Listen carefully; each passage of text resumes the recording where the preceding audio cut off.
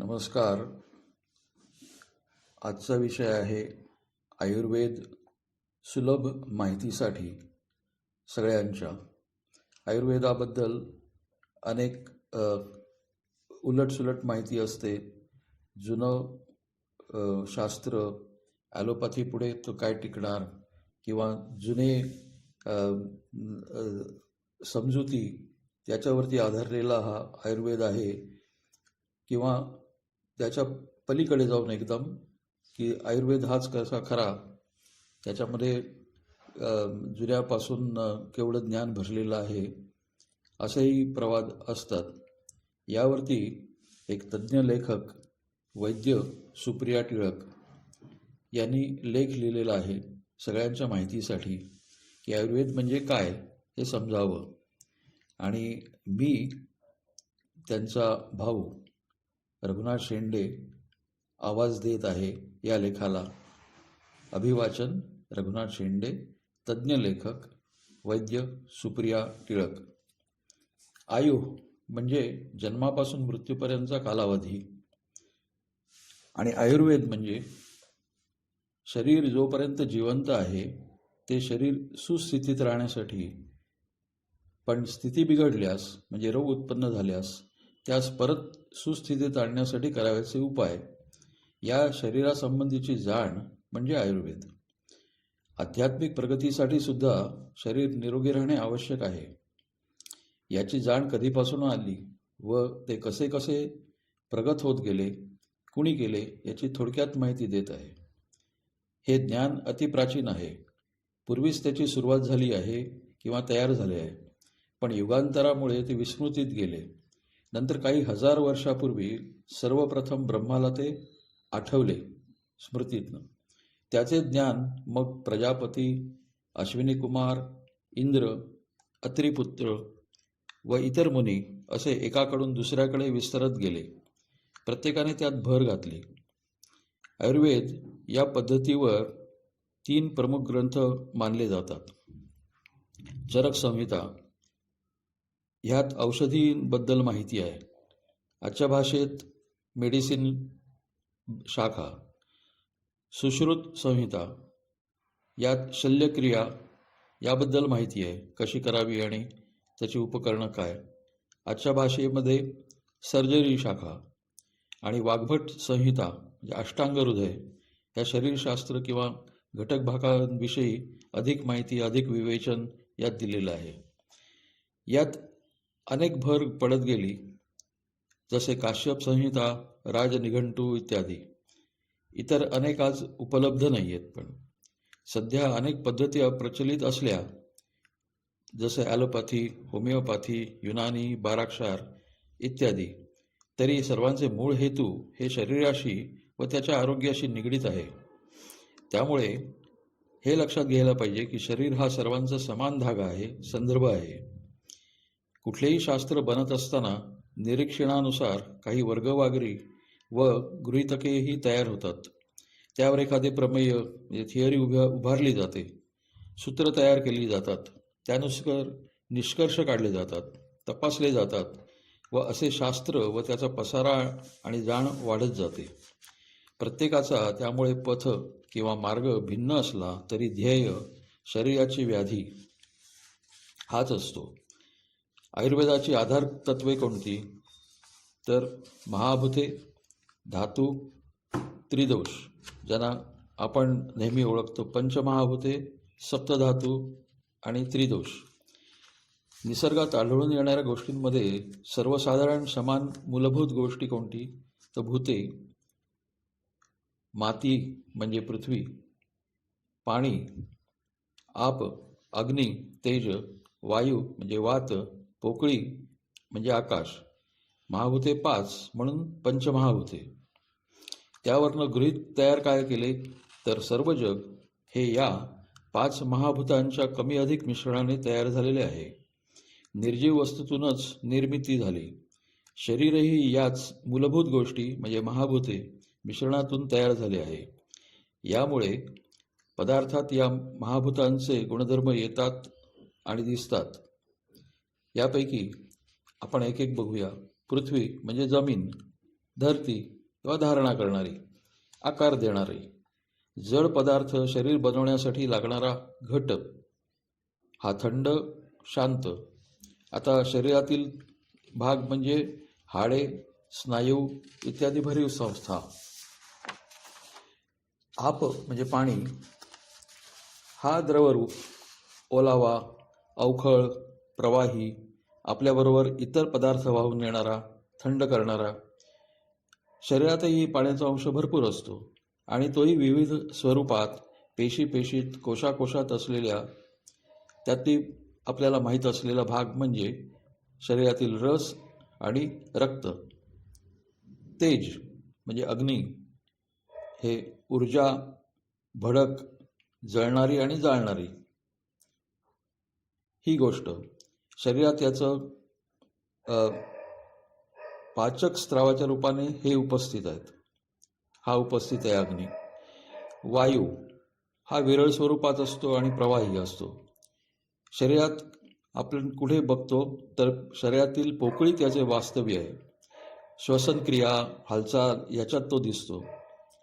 आणि आकाश म्हणजे पोकळी ही सगळ्यांना सामावून घेणारी, आकार बनवण्यास कारणीभूत ठरलेली. शरीरात कुठे दिसते ही ठिकठिकाणी पोकळी, ज्यात इतर घटक घासले जाऊ नयेत म्हणून ही पोकळी आवश्यक आहे. शरीराच्या जडणघडणीतली घटक म्हणजे 7 धातू म्हणजे सप्तधातू. अस्थी म्हणजे हाडांचा सांगाडा जो आपण स्ट्रक्चर म्हणू. मांस, या सांगाड्याला जोडणारे स्नायू आणि झाकणारी त्वचा. मज्जा, हाडातील पोकळी, रक्तकण, पदार्थ वगैरे बनवणे, महत्त्वाची गोष्ट. रस, शरीराला लागणारी ऊर्जा तयार करण्यासाठी घेतलेल्या अन्नावर प्रक्रिया करण्यासाठी लागणारे स्राव.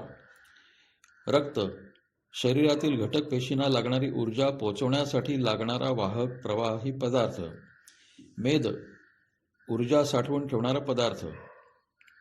आणि शुक्र, या शरीराच्या गुणधर्माचा बीजरूपात साठवून ठेवणारा पदार्थ, जो नवीन सजीव शरीर निर्माण करण्यास उपयोगी ठरतो. आजच्या भाषेत त्याला काय म्हणायचं? पुढचा, त्रिदोष. शरीराची जडणघडण ज्या महाभूतांनी बनते त्या महाभूतांच्या गुणधर्माप्रमाणे त्या शरीराची प्रकृती बनते. याची प्रमुख व प्राथमिक वर्गवारी अशी: वात, पित्त आणि कफ. पण यांच्या सममिश्रणात वातपित्तात्मक, वातकफात्मक, कफपित्तात्मक आणि समप्रमाण असले तर समप्रकृती तयार होते. प्रमुख वर्गवारी आपण बघू. वात म्हणजे काय? तर हा शरीराची हालचाल नियंत्रित करतो. वातामुळे मज्जासंस्था, श्वास, वाणी कार्यान्वित होतात. कफ, पृथ्वी आणि आप तत्वापासून तयार होतो. कफामुळे शरीरातील मूलद्रव्यांना मूर्त स्वरूप येते, प्रतिकारशक्ती वाढते. कफ हे सांध्यातील वंगणे, जखम भरणे, ताकद, संतुलन, स्मरणशक्ती, हृदय व फुफ्फुसे यांना नियंत्रित करते. पित्त, आप म्हणजे पाणी आणि तेज अग्नी यांच्या मिश्रणाने तयार होते. उष्णता राखणे, चयापचय, अन्नपचय आणि संवेदना यावर प्रभाव टाकतं. घेतलेल्या अन्नाच्या गुणधर्माप्रमाणे त्याचे संतुलन राखले गेले तर शरीर निरोगी आणि स्वास्थ्य राहते. जर ते बिघडले तर अस्वास्थ्य किंवा रोग उत्पन्न होतो. आता एक मजेशीर माहिती समोर आली ॲलोपॅथीच्या बाबतीमध्ये.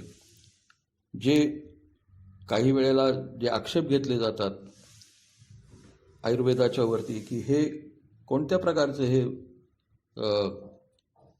पदार्थ आहेत की जे माहिती पण नसतात किंवा हे कोणत्या बेसिसवरती, कोणत्या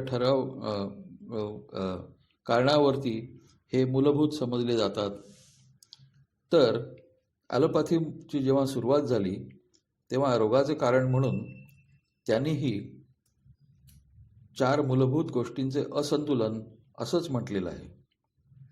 आणि ह्या 4 गोष्टी कोणत्या होत्या? तर ते समजत असत: रक्त, कफ, पित्त आणि काळे पित्त म्हणजेच ब्लड, फ्लेम, येलो बाईल आणि ब्लॅक बाईल. आणि ह्यासाठी त्यांनी पण त्यावेळेला दुःखद आणि कठोर उपाययोजना कोणती, तर रक्तशोधनासारखी. ह्यावर आयुर्वेदावर टीका करणाऱ्या डॉक्टरांनाही, ॲलोपॅथिक डॉक्टरांना हेही लक्षात नसतं की हेही त्यांना शिकवलेले आहे, पण ही विस्मृती त्यांनाही झाली असेल. पण यामध्ये ॲलोपॅथीच्या बाबतीमध्ये ते शास्त्र आणखी पुढे गेलेलं आहे. त्यांनी जसजसे मूलभूत पदार्थ वेगळे सापडत गेले त्याप्रमाणे त्यांनी बदल करत गेले. आता आपण जो म्हटलं की आहार जसा घेतला जाईल त्याप्रमाणे संतुलन राखले गेले तर रोग होत नाही, असंतुलन झाले तर रोग होतो. तर आहाराबाबतीत आपण बघूया. आहार सर्व संस्था चालू राहण्यासाठी ऊर्जा आवश्यक, तसेच शरीरातील प्रत्येक भागाची वापरल्यावर झीज होणारच. ते नित्य तसे सक्षम राहावे यासाठी या शरीरामध्ये बाहेरून असेच पदार्थ घातले जायला हवेत किंवा घेतले जायला हवेत. ते पदार्थ म्हणजे अन्न. हे अन्न अशाच महाभूतांनी बनलेले असते, जे निसर्गातच असते. या अन्नावर प्रक्रिया करून तयार केलेली ऊर्जा शरीरभर पसरवली जाते आणि मल या प्रक्रियेमध्ये पडझड झालेले घटक, नको असलेले पदार्थ तयार होतात. तो कचरा म्हणजे मल. हा आता विविध स्वरूपी असतो. घट्ट आपण शी म्हणतो, द्रव म्हणजे शू म्हणजे मूत्र किंवा घाम स्वरूपात, आणि वात म्हणजे उच्छ्वास किंवा अधोवायू या स्वरूपात तो मल बाहेर टाकला जातो. निसर्गातील प्रत्येक पदार्थ हा महाभूतांनी व त्यांच्या कमी अधिक मिश्रणाने बनलेला असल्याने त्याच्या घटकांचे गुणधर्म त्या पदार्थात त्या प्रमाणात उतरलेले असतात, अशी ही भावना. आहारातील पदार्थांना वेगवेगळ्या रुचीचे गुणधर्म असतात.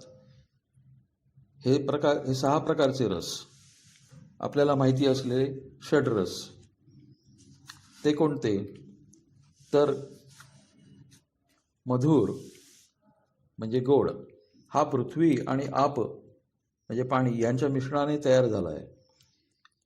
पदार्थ कोणते, तर पिष्टमय पदार्थ, सर्व धान्ये, भाज्या, फळे यांच्यामध्ये मधुर रस असतो. याच्या सेवनाने आपले शरीर वाढते. सर्व पदार्थ कफकारक आहेत, पण अपवाद म्हणजे जुने तांदूळ, जव, मूग, गहू, मध, जंगली प्राण्यांचे मांस. पण अतिसेवनाने लठ्ठपणा, अग्निमांद्य, मधुमेह, गळवे, गाठी आणि कॅन्सर इत्यादी कफमेदजन्य रोग निर्माण होतात. आंबट रस हा पृथ्वी आणि अग्नी म्हणजे तेज यांच्या मिश्रणाने आंबट रस तयार होतो. ह्यामुळे तोंडाला पाणी सुटतं, दात आंबतात, रोमांच येतात, डोळे आणि भुवया यांचे आकुंचन होते. पाचक पदार्थ म्हणजे आवळा, चिंच, डाळिंब, ताक, दही, चुका, आंबा, आंबाडा, कवट, करवंदे आदी पदार्थ आम्ल वर्गात येतात. हे कफपित्तकारक व रक्तपित्तकारक आहेत. पण ह्यातले अपवाद या बाबतीत म्हणजे डाळिंब आणि आवळा हे पित्तनाशक आहेत. आंबट रसाच्या अतिसेवनाने जळजळ, सूज, फोड, पोटातील व्रण, काही चामडीचे विकार, पांडुरोग, चक्कर, कंड, तहान व ज्वर निर्माण होतात. खारट रस हा अग्नी म्हणजे तेज आणि पाणी म्हणजे आप ह्या महाभूतांच्या मिश्रणाने खारट रस बनतो. हा रुचिकर आहे म्हणून याच्या योगाने तोंडाला व पदार्थांना पाणी सुटते. जठराग्नी प्रदीप्त करणे, रुची देणे, घाम वाढवणे, व्रण वाढवणे हे यांचे काम. याच्या अतिसेवनाने मात्र टक्कल लवकर पडते, केस लवकर पिकतात, शरीरावर सुरकुत्या पडतात, तहान वाढते व काही प्रकारचे त्वचारोगही होतात. सैंधवाखेरीज सर्व लवण वर्ग डोळ्यांना अहितकारक आहे. कडूरस आकाश आणि वायू ह्या महाभूतांच्या मिश्रणाने कडूरस बनतो. तोंडाला कडू लागणारे सर्व पदार्थ व हल्लीची सर्व जंतुनाशके ह्या वर्गात मोडतात.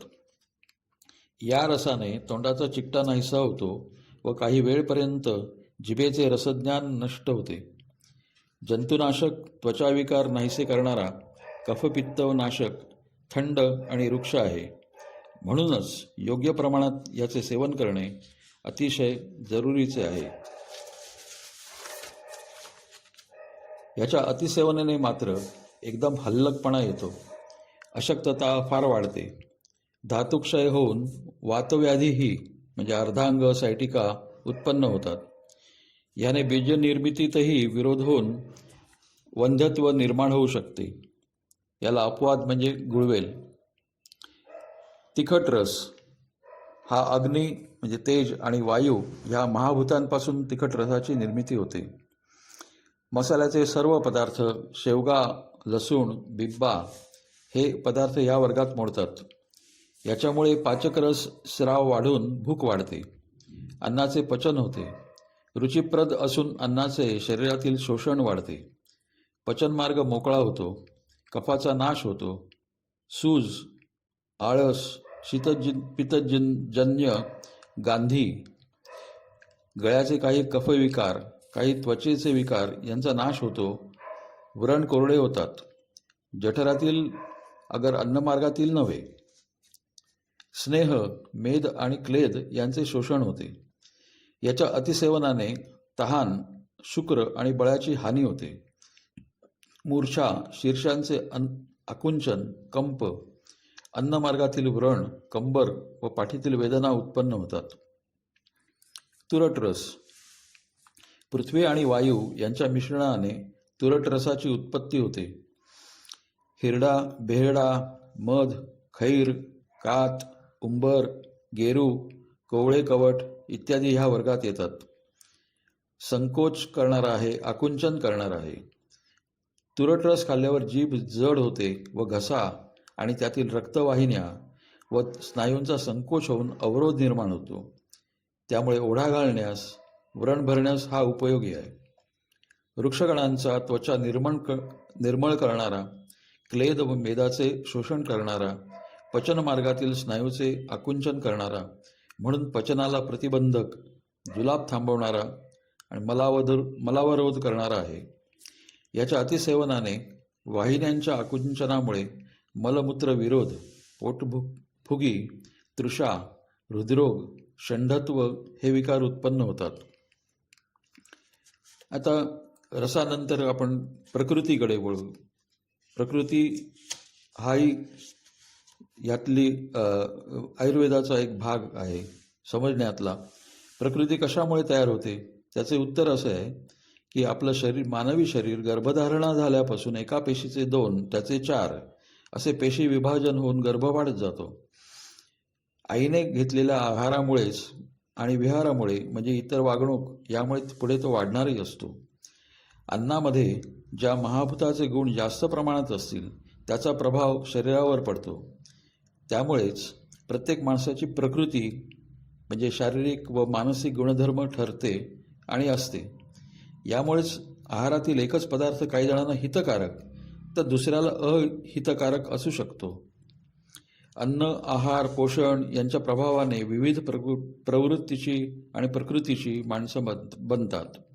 त्यांना विशिष्ट प्रवृत्ती वा प्रकृतीची माणसं असेही म्हणता येईल. त्यांच्याकडे बघूनही तज्ज्ञ निदान करू शकतात. पित्त वा उष्ण प्रकृतीची माणसं बांध्याने मध्यम अगर नाजूक असतात. भूक आणि तहान फार तीव्र असते. रंग बहुधा गोरा असतो. अंग फार गरम असतं. हात, पाय, तोंड लाल असतात. घाम फार येतो. केस लवकर पिकतात. अंगावर सुरकुत्या लवकर पडतात. तोंडावर व अंगावर तीळ अगर वांग जास्त असतात. मलमूत्र, खाणेपिणे, राग, ईर्षा जास्त असते. रागाने, मद्य प्याल्याने, सूर्याकडे पाहिल्याने फार लवकर लाल होतात. क्लेश यांना सोसत नाहीत. कफ वा थंड प्रकृतीची माणसे शरीराने धष्टपुष्ट.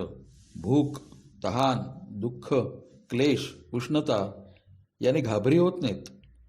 केस काळेभोर, भरपूर, अंग मऊ, धार्मिक, निष्ठुर, भाषण कमी, मनात ठेवणारी, तृप्त, झोपाळू, चेंगट, गोड बोलणारी अशी असतात.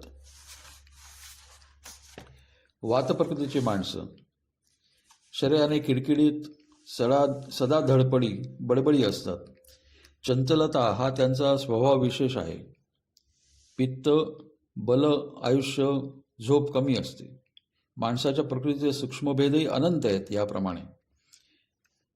आता याच्या पुढची उपचार पद्धती या रोगांवरती, या प्रकृतीवरती, त्यापैकी म्हणजे पुढच्या पायऱ्या निदान, मग औषध आणि त्याचबरोबर पथ्यही.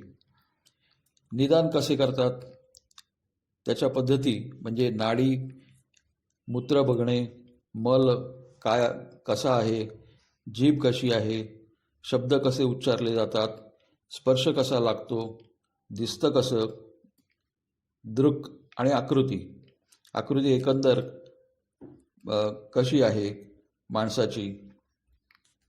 रोग होऊच नये यासाठी नियम आणि सूचना कोणत्या तर त्रिदोष असंतुलन होऊ नये, प्रकृतीविरुद्ध आहारविहार करू नये यावर लक्ष दिले जातं. पण रोग झाल्यावरती रोगाच्या लक्षणांवरती औषधं देण्यापेक्षा रोगाचे मूळ कारण शोधून म्हणजे निदान करून त्यावर औषधोपचार केला जातो. तसेच रोगाच्या प्रकृतीनुसार योग्य ते औषध नेमले जाते आणि एकच औषध सर्व प्रकारच्या रोगांना नेमले जात नाही किंवा दिले जात नाही. पण याबरोबरच पथ्य ही पाळावयास सांगितलेले आहे. म्हणजे औषध आणि त्याचबरोबर पथ्य हे औषध अधिक पथ्य हे निदानाप्रमाणे योग्य असते. औषध योजना करताना साधारण हा पदार्थ नैसर्गिक पदार्थातून आणि सेवनातून दिले जातं. सोबत काय खावे व काय खाऊ नये, कसे वागावे हेही पथ्य म्हणून सांगितले जाते. आणि औषधांचे प्रकार कोणते? आहार, वनस्पती, चूर्ण, काढे, अर्क, आसवे, गुटिका. पण याचसोबत अनुपानही महत्त्वाचे असते. पाण्याबरोबर घ्यायचे की दुधाबरोबर की ताकाबरोबर किंवा अन्य काही. आता नेहमीचा आपला नित्य आहार कसा असावा की ज्याने आपल्याला रोग होऊ नये, म्हणजे आपल्या प्रकृतीप्रमाणे असंतुलन होऊ नये त्रिदोषांचे. म्हणजे पहिली म्हणजे आपली माहिती करून घेणे, आपली प्रकृती किंवा प्रवृत्ती कशा प्रकारची आहे, आपला आकार कसा आहे आणि त्याप्रमाणे ह्यातले जे पदार्थ आहेत आहारातले त्यांचं संतुलनही राखता येईल. नेहमीचे यातले पदार्थ कोणते, घटक कोणते तर कोशिंबीर आणि भाजी. अगदी प्रथम मनुष्य सर्व धान्ये कच्चीच खात होता. पण असे अन्न पचवायला शरीरात पाचक स्राव भरपूर असणे आवश्यक आहे. तारुण्यावस्थेत शरीरातील चयापचय क्रिया जोरदार असल्यामुळे पाचक स्रावाचे प्रमाण भरपूर असते. परंतु बाल्यावस्था, प्रौढावस्था, वृद्धत्व, रोगी अवस्था यामध्ये मात्र अन्न भाजून शिजवून त्यात मसाल्याचे पदार्थ घालून खाल्ले तरच अन्न लवकर पचू शकते. भात, पृथ्वी व आप यांचे संयोग आणि त्यांचा प्रभाव याच्यावरती होते. जुना तांदूळ त्यातील पाण्याचा अंश कमी झाल्याने पचायला हलका असून भूक लवकर लागते. हा थंड, मधुर. पण नवा तांदूळ मात्र कफ आणि मेद वाढवतो. पोळी भाकरी हा तिसरा घटक आपल्या अन्नात असतो. गहू, जोंधळा, बाजरी यावर पृथ्वी आणि आप यांचा प्रभाव असतो. जोंधळा व बाजरी यात अनुक्रमे पाण्याचा अंश कमी शरीरबळ वाढवतो. गहू हा थंड, जोंधळा कमी थंड, पण बाजरी मात्र उष्ण आहे. म्हणून जोंधळा उन्हाळ्यात तर बाजरी हिवाळ्यात मानवते. वरी, नाचणी अति कमी पाण्यात वाढतात म्हणून पाण्याचे प्रमाण कमी, त्यामुळे शरीरात मेद वाढू देत नाहीत. पुढचा पदार्थ वरण. सर्व डाळी प्रथिनयुक्त आहेत. पण डाळीचे शरीरावर वेगवेगळे परिणाम होतात. मुगाची डाळ पचायला हलकी, तुरीची डाळ पित्तकर, मुगापेक्षा पचायला जड पण इतर डाळीपेक्षा हलकी, हरभऱ्याची डाळ यापेक्षा जड. ह्या डाळीबरोबर तूप, गूळ वा साखरयुक्त पदार्थ हृदयाला व फुफ्फुसाला हितावह असतात. पुरणाची पोळी म्हणूनच हितावह. उडीद व वाल पचायला आणखीच जड. उडीद मूत्ररोग व वातरोगावरती हितकारी आहे. चवळी व वाल हे अत्यंत वातुळ व पचनाला जड आहेत. कुळीथ अतिशय उष्ण, कफनाशक, फुफ्फुसाचे रोगावर हितकारक, मेदनाशक आणि घाम कमी करणारे आहे. याचे पीठ, कुळथाचे पीठ अंगाला लावल्यावर घाम कमी येतो. मूत्रल असल्याने मूतखड्यावर उपयोगी आहे. पाणी आहारातला घटक. थंड पाणी रोगी अवस्थेत पचवू शकत नाही. चहा इतके गरम पाणी रोगामध्ये कमी झालेले पाचक स्राव वाढवते. मूत्रमार्गाची शुद्धी करून अन्नमार्ग स्वच्छ करते. घामावाटे शरीरातील विषारी द्रव्ये बाहेर टाकते व पोटफुगी, वात, पोटातील सर्दी, खोकला, उचकी कमी करते. उकळून गार केलेल्या पाण्यापेक्षा गरम गरम पिणेच अशावेळी हितकारक. त्यामुळे फ्रीजमधले थंड पाणी अर्थातच अहितकारक हे लक्षात घ्यायला हवे. दूध आयुष्यातील प्रथम आहार घटक म्हणून दूध जरी असलं तरीही ते नेहमीच हितकारक ठरतं असं नाही. काही जणांना दूध नुसतं पचत नाही तेव्हा त्यात सुंठ म्हणजे आलं घालून अगर लसूण पाकळ्या घालून उकळून दिल्यावर पचते. दही हे आंबट, उष्ण, स्राव कमी करणारे म्हणजे स्तंभक, वातनाशक, रुचिकर असून मेद, श्लेष्म, पित्त, सूज उत्पन्न करतं. दही रात्री कधीही खाऊ नये असं म्हणतात. तापवलेले दही वर्ज्य. अर्धवट विरजलेले दहीही खाऊ नये. नियम पाळले नाही तर ताप, रक्तपित्त, नागिणीसारखे विकार, कोड व इतर त्वचाविकार, पंडुरोग व चक्कर उत्पन्न करतं. अरुची, हिवताप, सर्दी, उन्हाळ्यावर दही मात्र हितकारक आहे. त्यातून लोणी काढले असता ते संगरणीवरही चालतं. ताक हलके, आंबट, किंचित तुरट, वातनाशक, कफघ्न, भूक वाढवणारे, सूज, यकृत, प्लीहावृद्धी, मूळव्याध, पंडुरोग, ट्यूमर, विषजन्य वृद्धी व तूप जास्त खाल्ल्याने होणारे विकार यांचे नाशक आहे. हे अशी थोडक्यात माहिती म्हणून आणि सुरुवातीची माहिती, काही शंकांचे उत्तर, मूलभूत घटक कोणते किंवा कुठल्या गृहीतावरती आयुर्वेद आधारित आहे हे समजण्यासाठी हा व्हिडिओ आपल्याला आवडला असेल, समजून घेतला असेल, समजला नसेल तर परत ऐकता येईल यासाठी हा प्रयत्न.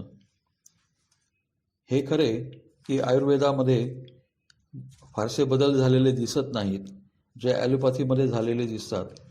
काही त्यातले आयुर्वेदामधल्या शल्यक्रिया ह्या बऱ्याच गोष्टीमुळे, बऱ्याच बंधनांमुळे किंवा पूर्वीच्या काही अनुभवामुळे हा मार्ग बंद केला गेला.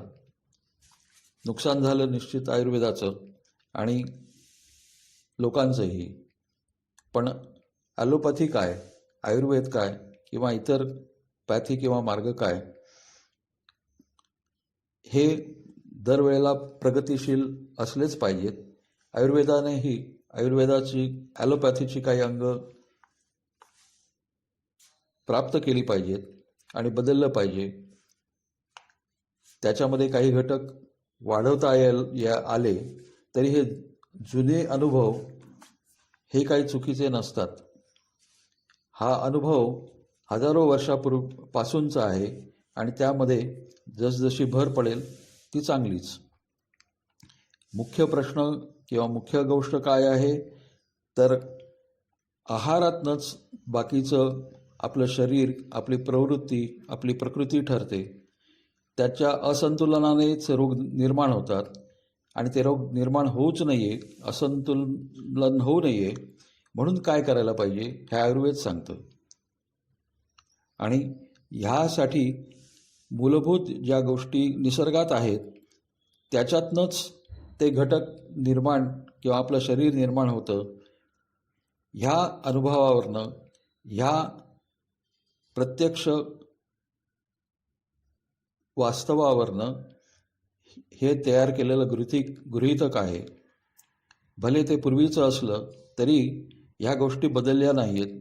म्हणजे काय की ह्या 5 महाभूतं जी वर्गवारी फक्त 5मध्ये आहे ती अजूनही निसर्गात आहे आणि तीच आपल्या शरीरातही आहे.